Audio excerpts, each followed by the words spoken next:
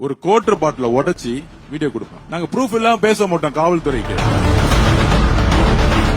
CCTV camera 30 நிமிஷத்தை தூக்கிட்டோம். காவல்துறை delete பண்றதுக்கு முன்னாடியே நாங்க தூக்கிட்டோம். இங்க இருக்கு. பொய் சொல்லுவாங்கல்ல, என்ன தெரியுமா சொல்லுவாங்க? அவங்க 2 பேரும் தண்ணி அடிச்சு விளையாண்டாங்க. விளையாடும் போது பாட்டில் சும்மா தூக்கி போட்டாங்க, அதனால கீழே விழுந்துச்சு.